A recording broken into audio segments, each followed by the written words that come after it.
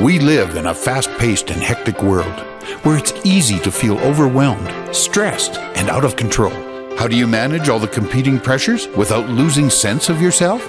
How do you stay focused enough to not only plot a path, but follow it? Welcome to Master Your Life, a show that offers inspiration, insight, and intelligence, as well as success stories from many walks of life that can show you how you can control your own destiny.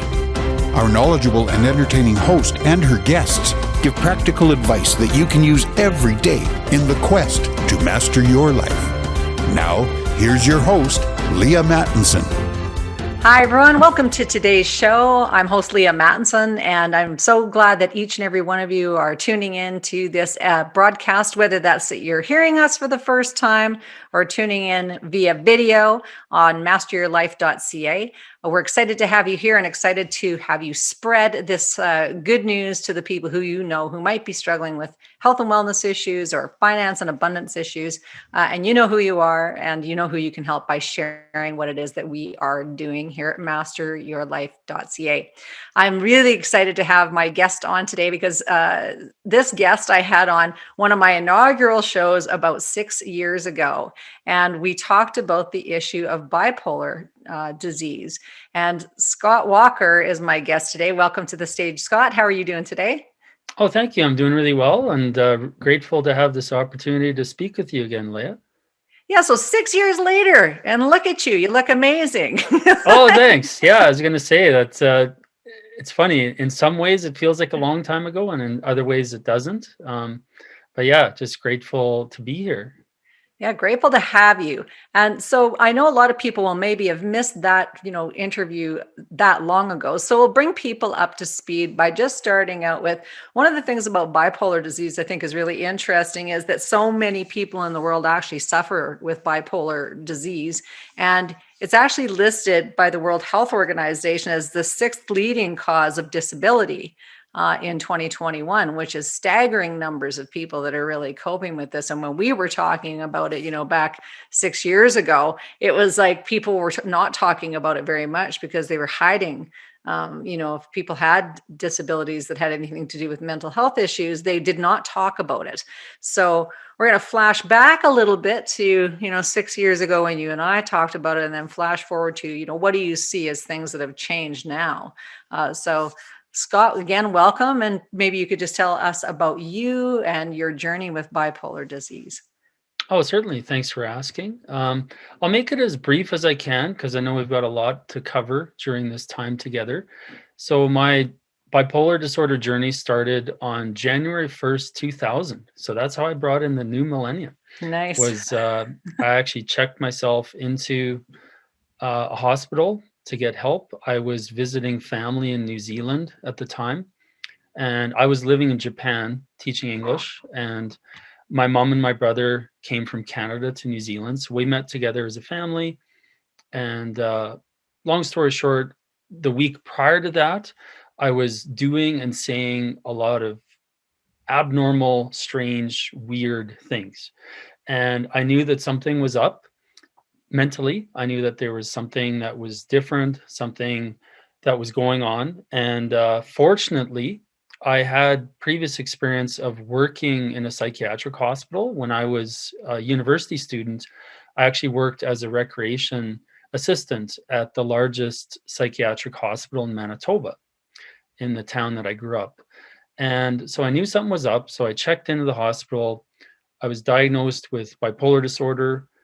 And then over the course of the first 7 to 10 years, I was on different medications, and I was really having a lot of side effects.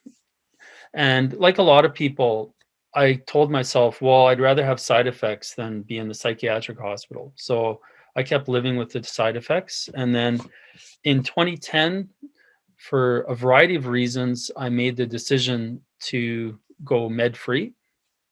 And at the time, I was on a medication that a lot of people in Calgary are on that have no diagnosed mental illness. And it's a medication that helps people with Chinook headaches to navigate the barometric pressure changes. And I found out through my psychiatrist that I was seeing that I was actually on an extremely low dose of this medication. and that's the only medication I was on. Many other people that have no mental illness were on a much higher dose than me. So I started putting two to two together. And by that point, I had made a lot of lifestyle changes, dietary changes, mindset improvement, etc. And I thought, you know what? I feel good about going med-free. So I'm grateful and thankful that I'm now 10 and a half years med-free. And that's actually with the support of the last psychiatrist that I had an appointment with. And that was in December 2013 that I had that appointment with her. So, yeah, so at present time, I live in Banff, Alberta, Canada. And I do have a business called 𝑸𝒖𝒐𝒕𝒂𝒃𝒍𝒆, and 𝑸𝒖𝒂𝒂 is a Maori word. And you may not know, Maori are the indigenous people of New Zealand. And 𝑸𝒖𝒂𝒂 is to shine from within. And 𝑸𝒖𝒂𝒂 has 3 areas of focus. They're all different, however, yet they're all slightly interrelated. So the first area of focus is I'm a mental stability specialist. I help people diagnosed with bipolar disorder and other people interested in bettering their mental health and having much better mental stability and therefore a better life. The second part of my business is I teach and lead experiences for something called Universal Sphere. That's a next generation spiritual energy tool. And if you've never heard of it, that's totally understandable. It's pretty new. It's a very quick yet powerful way to have a really powerful connection with universal sphere energy in the unified field. And the third thing that 𝑸𝒖𝒂𝒂 does is leads and organizes mental health awareness events. And I've been doing that since 2015. And coming up at end of July this year, friends and I are doing our 7th annual bipolar awareness fundraising hike. And that'll be right here in Banff. It's called Banff 24 Hours for Bipolar. So we'll be hiking a small mountain in town here called Tunnel Mountain for 24 hours. And every 6 hours, we'll take like a 25-minute break. So that's a little bit about me without rambling too far. Oh, that was great. That is, yeah, absolutely fantastic. So you sounds like you're up to lots of really great things in the world. And I think that's a real message of hope for folks who are dealing with bipolar symptoms, because often you think, man, I'm trapped in this. I can never get out of whatever the mental health issue that I have is. And so the truth is, not only can you get out of it, but you can thrive post diagnosis, post being on medication, because you're living proof of that. Definitely living proof of that. So let's go back a little bit, because I want to talk about your symptoms. Again, for people who you're very fortunate to have the context that you had of, being in that psychiatric hospital or working in the psychiatric hospital in Manitoba. So you could self diagnose, right? It's like you had the introspection to be able to look at yourself and go, wow, that's weird. And what was particularly weird about it is these things, but a lot of people wouldn't have that frame of reference.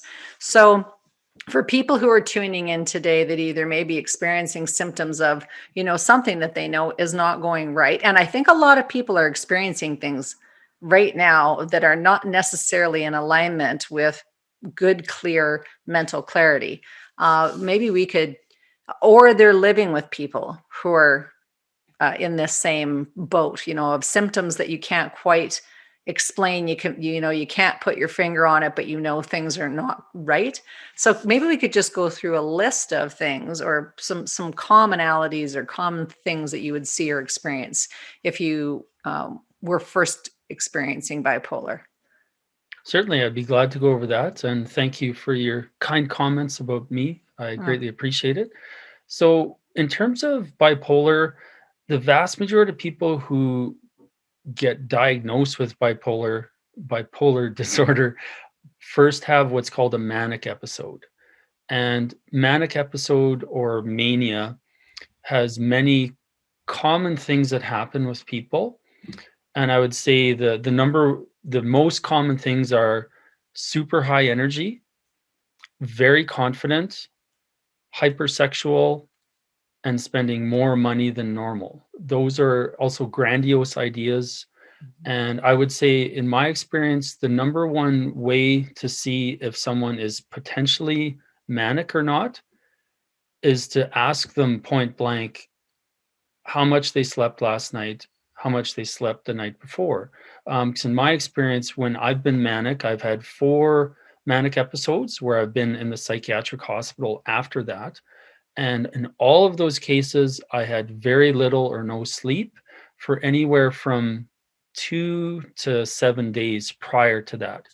So I mentioned sleep because in my experience, that's the number one way to tell if someone's simply being moody Mm. or potentially having a hypomanic or full-blown manic episode. Because I do find nowadays there's more and more people, unfortunately, as you mentioned, that are struggling mentally, and it's totally understandable with this, I'll just say, unique time that we're living in during this pandemic. And mental health I feel even more of a factor than the physical with this pandemic. And I know that might be controversial for some of you listening, and I would never discount anyone who is sick or unfortunately has passed away from, we'll just say, the C word. Um, Mm. but I will say that I feel that the mental health aspect is more important and is affecting more people. And like I say, I've had more and more people since last year, March, when this started, that have come up to me either in person or messaged me and said, "Oh, I'm feeling more moody," or "Oh, my friend is feeling more moody. Do I have bipolar? Does my friend have bipolar? Does my girlfriend have bipolar?" And I would never discount or discredit anyone's feelings. That being said, if you think of someone who's moody and times that by about 10, 20, or 50, Mhm. that's what someone who has bipolar disorder experiences. Super high lows, super high highs. It's not simply being moody. So I just wanted to mention that because I do find that's happening more and more with people assuming or thinking they're bipolar because of this time and having more ups and downs, especially downs, unfortunately. Mhm. And so, just to reiterate, bringing it back again to your original question, really focus on sleep. Because if someone is still sleeping well and they're getting, I'll just say, more than 4 hours sleep a night, there's a very, very slim chance that they are in mania and in a true mental health crisis. If they are sleeping less than 4 hours a night for multiple nights in a row, that's a big, big concern. I'd say after the second night in a row, then that's definitely a point to have a serious conversation with them and see about getting checked in and getting checked out. Mhm. It's so important, the whole sleep concept, Scott. Thank you for identifying that for people who are trying to self-diagnose or to look at the people who they're living with, and also encouraging people to get good night's sleep, because I think that again, it's where this culture that's giving each other a pat on the back for working hard and toughen our way through stuff and rub some dirt in it if you're not feeling good, or of course you wouldn't be sleeping, look what's going on in the world, everybody's awake. It's like, no, not everybody is awake. They're not everybody is awake. Or those that are awake, like paying attention to how little sleep you're getting and uh, sleep disturbances. Do you see that people have, over the span of the 6 or 7 years, well, 10 years now that you've been actually free of this thing, or, been working on it through lifestyle choices, with technology changing and people using sleep apps? I'm just thinking, people plugging in their earbuds and they go to sleep with something playing. Have you noticed anything that helps or uh, takes away from people's health when they're using those sleep apps, or do you have any intel on that at all from just even your own perspective? Thanks for asking. I know for me, I personally don't have any experience using sleep apps, Hmm.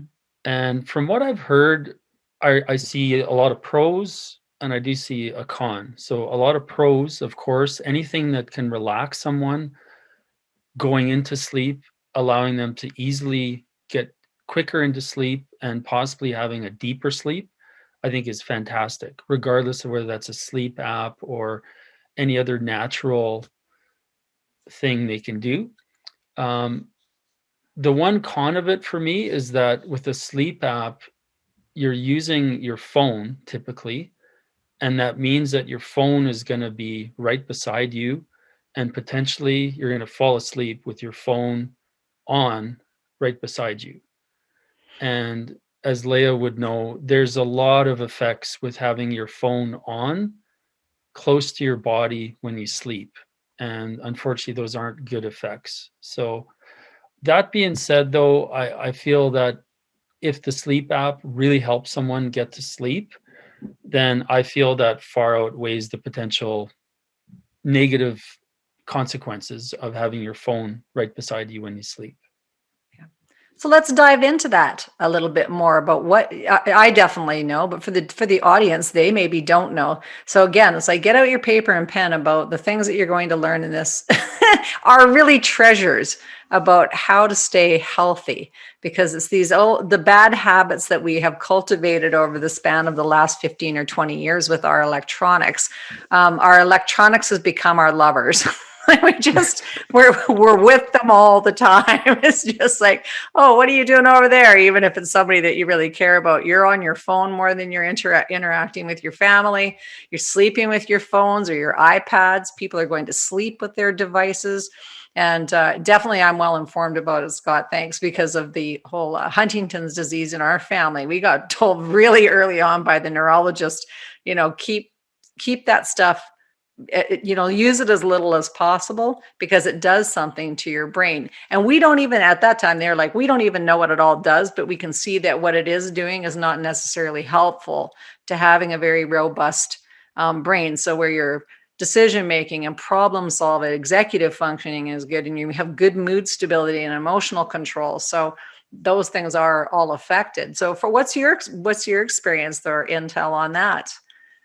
Well, definitely my intel is I've done a fair amount of research on just how the EMF frequencies that are getting emitted from our phone affects our brain patterns, affects our sleep, and essentially it's not good. So as Leah mentioned, it's ideal to have your phone very far from you, if possible, when you're sleeping, assuming you're not using a sleep app, of course. And I'm really fortunate. I'm in a men's group as a member. I've been in that group for actually a year this week. And one of our former members who was in the group for a while, he was extremely knowledgeable about the EMFs and phones. And he actually bought this bag just off of Amazon, and it's essentially a mini Faraday cage. And he actually keeps his phone inside this it's like a slim bag. And he essentially keeps his phone in that anytime he's not using it, because what it means is that that phone is not emitting any frequency, any EMF. And yeah, because the more I've learned about EMF and the brain, the more I realize that, yes, I'm grateful to have a cell phone and all this technology. However, I'm increasingly more mindful of minimizing my phone being on close to my head, and realizing that it's really critical to not have my phone close to my bed when I'm sleeping. Yeah. And so, and it's like if you haven't had the experience of being hospitalized, you maybe don't realize actually how critical it is until you're in the situation where you're hospitalized or you're with somebody who's been hospitalized for bipolar or all kinds of other brain issues. And then you get it. You go, oh man, I wish I would have not, put myself in the position where I was at risk for all of this damage. And that's just how we're wired. Sort of, for some reason, we have to go through a whole bunch of pain before we go, oh, I don't want to live with this any longer. Yeah. So, but word to the wise, I guess that our scientists are always trying to figure out what's the next best thing to protect us, when Mother Nature is often the best protector that we have. So when we get rid of the things that are not natural, as much as we can, and re-immerse ourselves in nature, that can be very healing in and of itself. So when you started out your business, Was your focus more on nature, or was your focus more on tech, or has it been a blend of things, would you say, Scott? That's a great question. I would say when I first started my business, my focus was primarily mindset. Mhm. And at this point in time, that's still my primary focus. Because as important as it is to learn about being in nature more and minimizing technology and diet and support and all these other amazing things, I personally feel that that mindset in our waking hours is the most important factor, because from the second we wake up, our mind is on. And for someone who has been diagnosed with bipolar disorder, like I know my brain is more active than the normal person. It doesn't mean I'm smarter, but it does mean that Mhm. my brain is more active. So anything I can do to assist and ideally improve my mindset as well as those of my clients, I feel is the key factor that I can help people with. And yeah, as the years have gone on, I've learned more and more things about mindset and tools and strategies and learning from different people, different courses, etc., different coaches that I've utilized. And yeah, it just for me it's really exciting because it really shows that our mindset is something that we can continually improve, and that's whether you're someone with a diagnosed mental illness or not. And in my experience, the more I focus on my mindset and the more my mindset improves, not only does my mental health improve, but my life improves, my relationships improve, etc. So, yeah, so I still feel personally that that mindset is the most important thing. And that being said, there's a number of other areas of health that I'm still experimenting with and focus on as well. And I will say that since this pandemic started last year, the one piece for me that has amplified with my conscious intention and attention is support. So I've increasingly leaned on support the last year and a bit, because even though I'm fortunate to be med free, I admit the last 15, 16 months, I've definitely had some challenges. I haven't had to be hospitalized, but I've definitely had some depressive episodes. I've had some hypomanic episodes, but more depressive episodes the last 16 months personally. And it's mainly because it's been a very challenging time for me mentally, as well as most, I'll just say most or a lot of people out there. Tell me, and the audience, just share what's the difference between a depressive episode and hypomanic? Like, what would be the manifestations? How does that feel to be in those states? Sure. Yeah, it's a great question. So of course, depression, I personally feel it's on a scale. So I always say mild depression and major depression. So for me, minor depression essentially is we've all had bad days, and it's essentially when it feels like your bad days are just happening all the time and there's no change. So you don't feel suicidal, you don't feel like the world is ending. However, it just feels like the world is against you and that your life just isn't going well. So for me, that's mild depression. And typically, when I'm mildly depressed, I tend to sleep a little bit more. And I do find that I get lazy with things like housework and cleaning. And um, on the flip side, hypomania. So again, mania has a range, and like full blown mania, that's typically when I've been in the psych ward. Um, but hypomania, it's actually a wonderful state to be in, because hypomania, in my experience, I'm way more creative than normal. I'm more energetic than normal. I'm more confident than normal, and I need a little bit less sleep.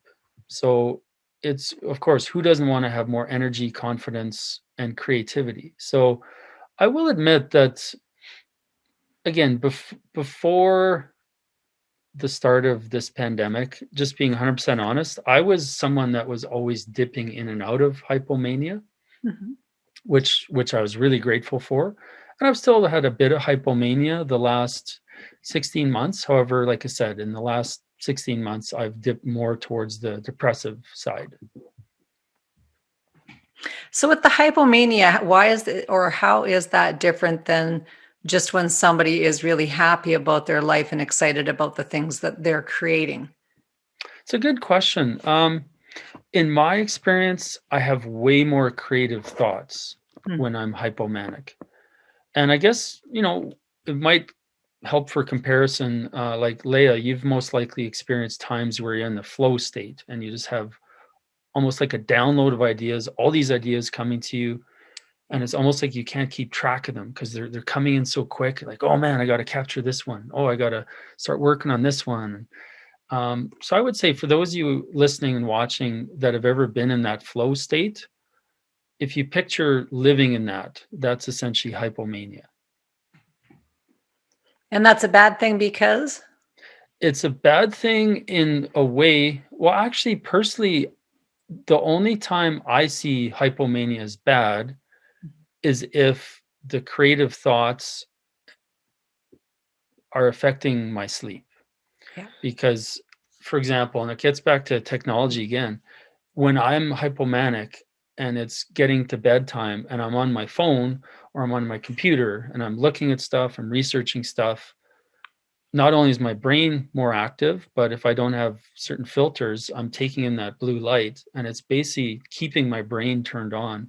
So that's the biggest thing with hypomania is sleep. Because I know, for example, if I have uh, not a very good sleep for 1 or 2 nights, that's quite all right. If I have very little or no sleep for one night, of course, that's very concerning. If I have very little or no sleep for 2 nights, then that's critical because then I know at about, for me personally, at the 2 night mark with very little or no sleep, Mhm. I know that I'm borderline full-blown mania. So it's like I say, that's the one critical piece with hypomania is the sleep. And I think that's great for people who are learning to maybe for the first time in 2020 to actually become really good at self-awareness, self-diagnosis of whether or not how you're feeling and how your body feels. One of the things that I think might be shocking, though, to most is that only about 1% of people are creators, quote unquote, in this day and age. And a lot of it's because all that has been hijacked by, like, if you're happy or you're in flow at all, then you're not, one of the Borg, and you're, not consenting to everything that's going on. And so there is a push.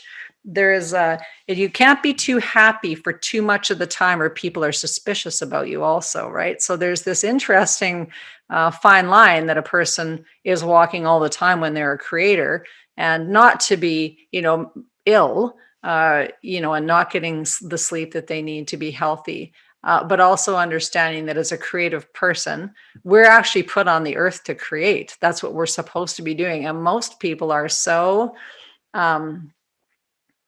not like 99% of the population is so out of creative mode because they spend all their time on devices and have somebody else creating for them all the time, that when a creative thought comes to them, they don't even actually know what to do with it because they've been programmed from a very young age to not create anything. Like, don't step too far out here and there, because then obviously you're not following along with instruction. You're not listening to what I've been telling you to do. Like, it's a very challenging concept to contemplate because we're not encouraged to create. And it's a very, very rare thing these days to be a creative and creator person, and a special thing to be a creator also. So again, it's like becoming mindful of not being ill, understanding when you're doing things that are not to your health benefit, but also having the wisdom to go, you know what, I'm a very creative person, and my creation actually is what makes me healthy and makes me feel like I'm putting things out in the world that are of value. And that I know that by the response that I get from Mother Nature, which is that I get the energy and the vitality and the wisdom and the clarity to keep going without medication. So, not that you need something to bring you down, but that you are able to step into that creative flow and go, gee, this is actually really nice because it just keeps coming to me, and not being exhausting. And I think maybe that's kind of the balance of things, at least from my experience. Yeah. So it's an interesting and difficult position, because when you're talked into thinking that you're sick all the time too, it's like, watch out for this thing that could be happening. And then you're worried all the time, right? About, well, what if I'm sick? So I think that's an interesting conversation that people are now having, where it's almost like nobody would talk about it before. And now that's all that people talk about, is how their mental health is. Like, do you notice a big difference in? Oh, certainly. Yeah. Like I admit I am someone that rarely follows the news, and that's on purpose. Right. Yes. But I do find that when I am on the news, there's more and more stories about mental health. There's more and more celebrities sharing about their mental health. There's seemingly more and more events around mental health awareness. And that's one big change since you and I last spoke 6 years ago. And that's a positive change that I see, is more and more awareness events, whether they're very small or very large, whether they're corporate or non-corporate. I do find there's more and more awareness events, and even courses that people can take. Like, for example, there's a course called Mental Health First Aid. And for anyone listening who has not taken that course, I'd highly, highly suggest you consider taking it. What One of the silver linings of this current time we're living in is that certain companies have stepped up to sponsor the teachers teaching that course, so that people like myself can take that for free. So actually, I took that course in early March, and I just did a search on Eventbrite. A friend of mine clued me into that, and I just typed in mental health first aid, and I ended up taking it through an organization in the US, 100% free. And I found out that the last few months, there's been a few Canadian organizations and companies that have been sponsoring those courses for people to take them free. So I learned a lot and got some amazing reminders. And yeah, so that's, I guess, a little bit of a tangent from your original question, but I thought I'd tie that in because it's an incredible resource that I benefited from, and I personally wish that everyone could take mental health first aid, because then I feel people would be more skilled and also more discerning when seeing stories on the media and when hearing stories from their family and friends about mental health. It's like, okay, what is critical, what's not critical, what can I ask them, how can I support them, as opposed to just worrying about the person or hearing a story in the media and getting all worked up about it. So I just thought that's kind of a positive spin that I just thought I'd bring into the conversation. No, thank you. That's great. Yeah. And so when you say, I like that you say, how can I support them? I think that's a really great question for people to ask themselves. How do you support people who are, or how do you support people's mental health? It's a great question. So, I mean, what I learned from that course and from my own experience is, number one, no judgment. Mhm. Whatever they're going through, whatever they're sharing with you, I feel honored when people tell me their mental health struggle, and no judgment. So they might be hesitant to tell you what they're really going through, what they're really thinking.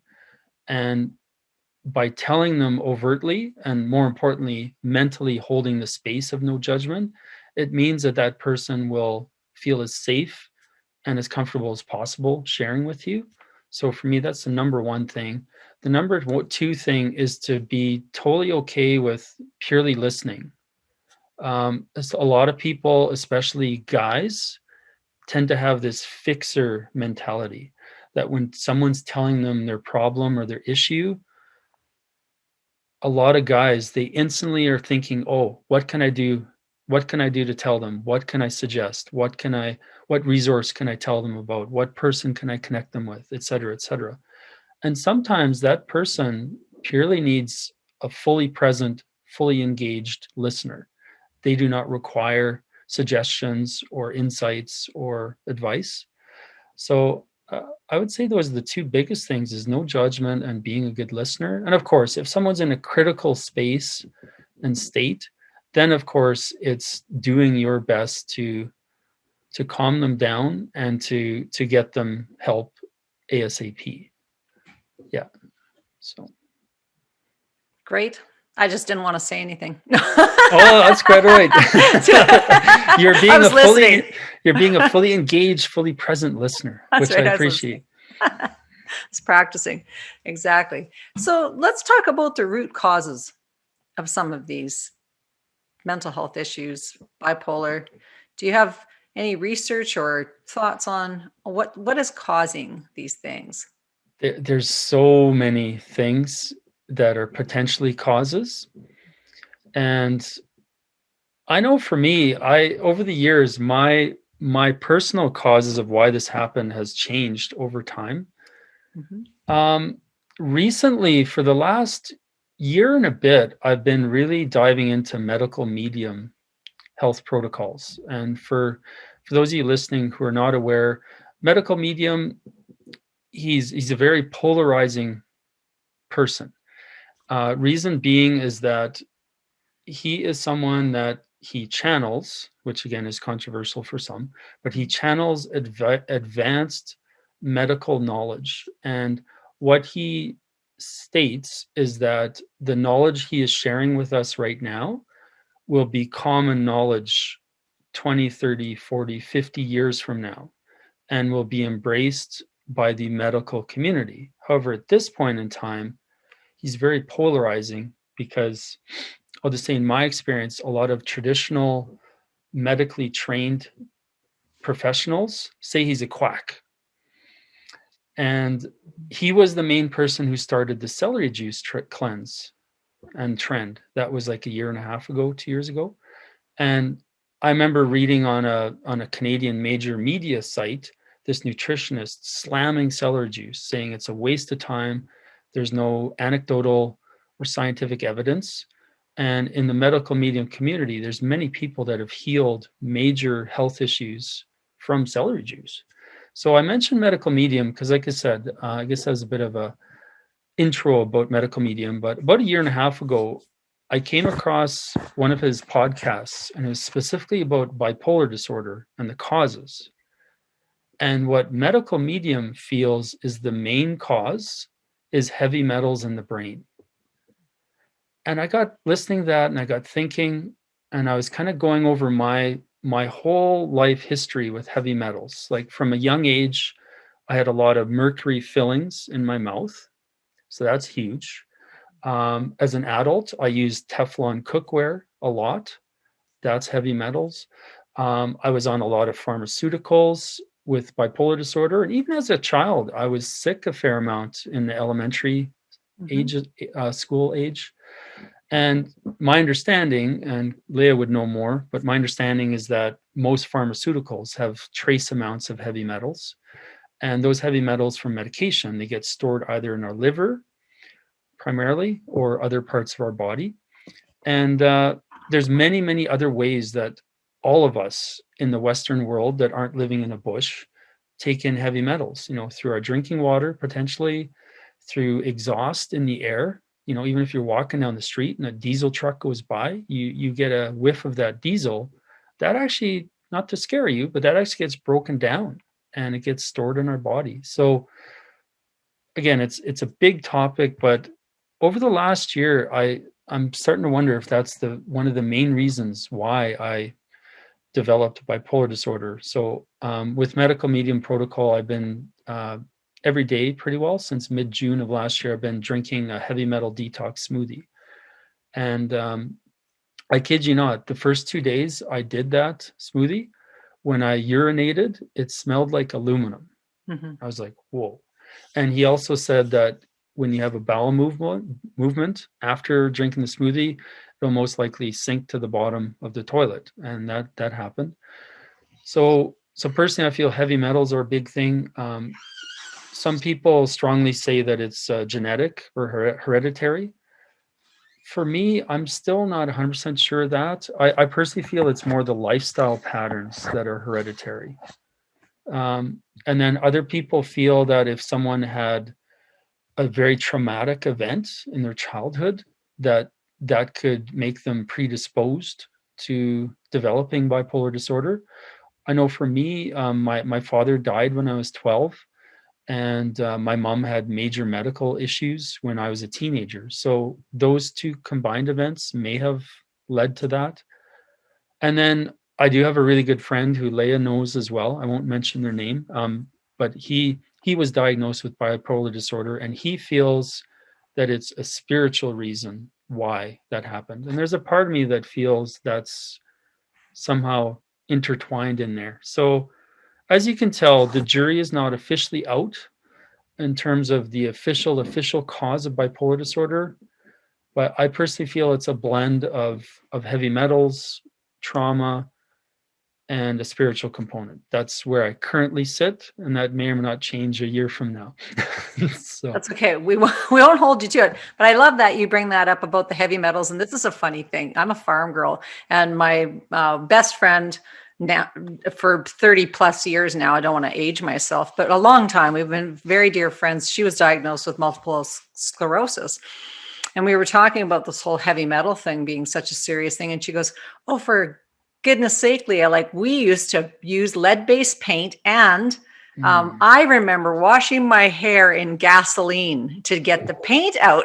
Like that was just something we oh, did. We just went, get the gas out, get the lead-based paint out. I totally was like, yes, did the same thing. We washed our hands in gasoline to get things off, so there's all kinds of very interesting ways that these toxins get in our body. Our food is very compromised too now, with all of the herbicides and pesticides that are just in our food source. So some people have never been well, Scott, right out of the womb.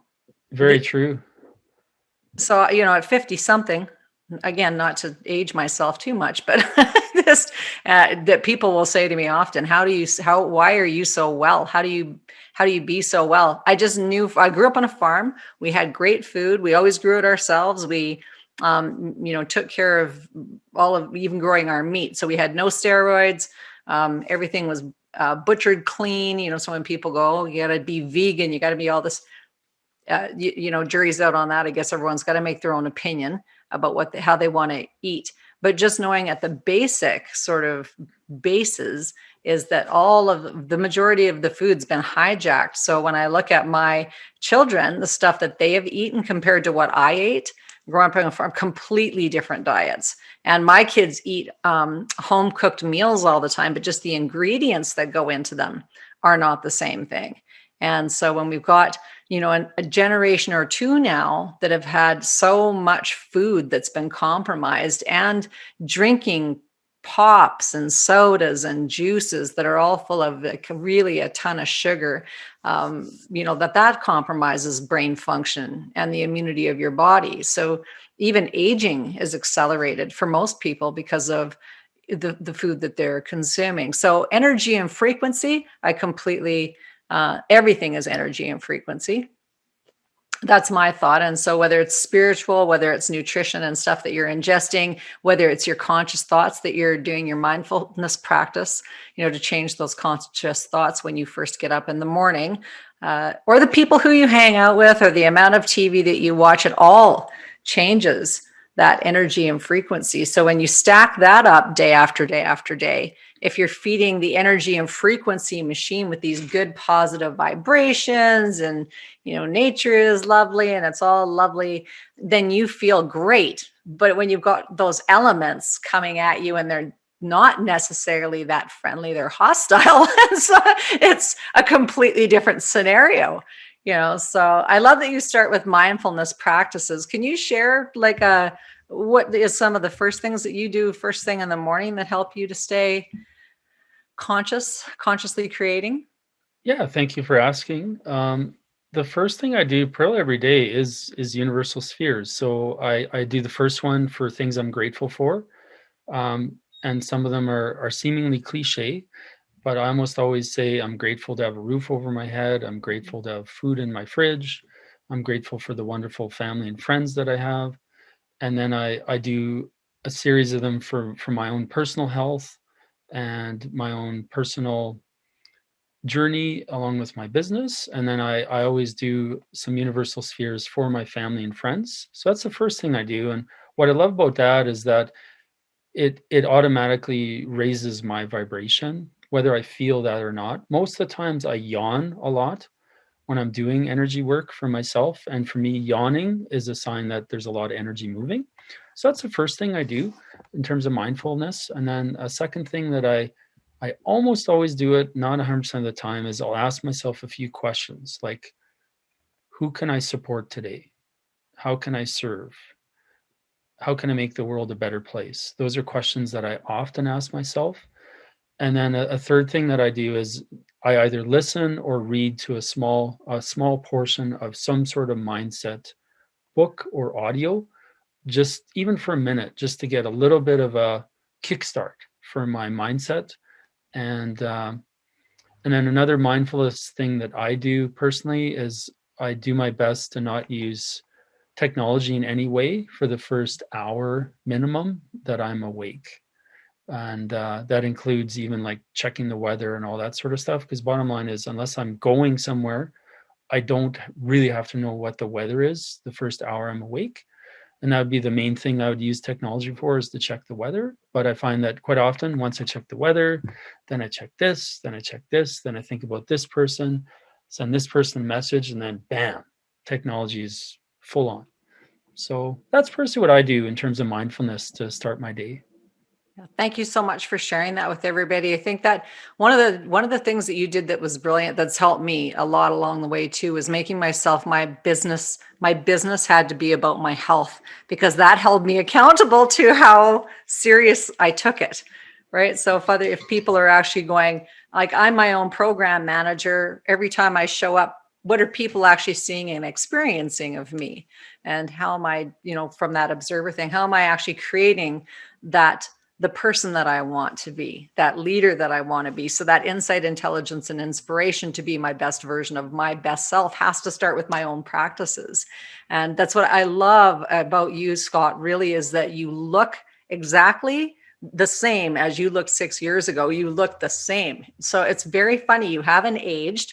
And so when people are looking for health coaches, when you're talking about a mental stability coach, you look like the epitome of what it is that you are coaching people for. So you're living it, which is so important, I think, to have leaders that are credible. So again, Scott, thank you so much for your hard work. How can people get a hold of you? How can people find the work that you're doing? Oh, thanks for asking. And again, I appreciate all your kind words about me. They're all very appreciated. To find out more about me, the easiest is to go to my website. It's 𝑇𝒖𝒐𝒕𝒂𝒃𝒍𝒆. And I know that's a different name for a lot of you. So it's T as in Tom, I as in Igloo, A as in Apple, H as in Hotel, O as in Oscar.org.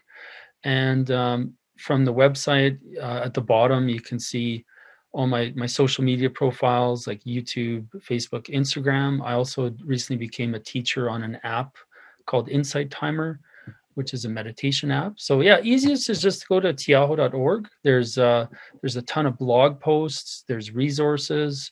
And of course, if anyone feels resonates with potentially working with me, there's different offerings and services on there as well. Fantastic. And we'll make sure that we put all your information in our show notes after the production of this webinar. So thanks again, Scott. I want to encourage people to go and check out the work you're doing. Get your brains straightened out, people. Love yourselves. Love each other. Mind your minds. That's all for us. Bye for now. Thank you for being a part of our program today. Master Your Life is a presentation of Leaha Mattinson Enterprises, Inc. Join us next time on Master Your Life, helping you to discover the very best of you.